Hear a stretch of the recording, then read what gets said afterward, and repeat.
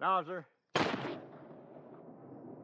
The concept of the hero is a strange one in the Western canon. Whether in literature, cinema, or even video games, we are often asked to align ourselves with protagonists whose actions, when viewed objectively, are undeniably villainous. And in modern cinema, there's been a notable shift. It's kind of a growing trend in film today where audiences seem to need moral hand-holding. We often feel the need to be explicitly told that a character's actions are bad, as if the film must condemn them internally, lest we take away the wrong message. But the Coen brothers' The Ballad of Buster Scruggs rejects this hand-holding. It presents us with a protagonist who is, by any clinical definition, a mass murderer, yet the film treats him with the grace of a saint. Buster Scruggs functions like a traditional, old-school Western primarily because of character agency. He is in total control of the plot, right up until the moment of his demise. In the opening of the film, we see Buster riding through the desert, speaking directly to us. By breaking the fourth wall, he establishes a pact with the audience. But we have to look at the fact Buster's a mass murderer. This isn't a moral judgment, it's a summation of his actions throughout the film. Think about the scene in the cantina. He walks into a room full of outlaws, and within minutes, he has systematically executed everyone inside. Later in the scene with Surly Joe, he kills a man after a game of poker by using a table plank to trigger a self-inflicted gunshot.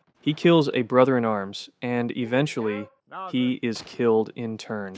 In this world, blood is cheap. Violence is the status quo, and life is traded for a punchline or a song. What's fascinating is his motivation. He doesn't kill for justice, and he doesn't kill for a bounty. He antagonizes and baits. He goads his opponents into a state of aggression so that he can claim to defend himself. In almost any other genre, Buster's total ambivalence toward human life would have him labeled a psychopath. But the Western genre acts as a filter. It sanitizes the violence because the rules of the duel suggest a level of fairness, which leads us to the film's most striking structural choice, death as redemption. When Buster finally meets the cowboy in black, his demise is brought on by his own overconfidence. Another young fella with something to prove.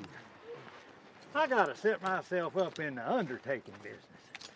You need a count? Nowser.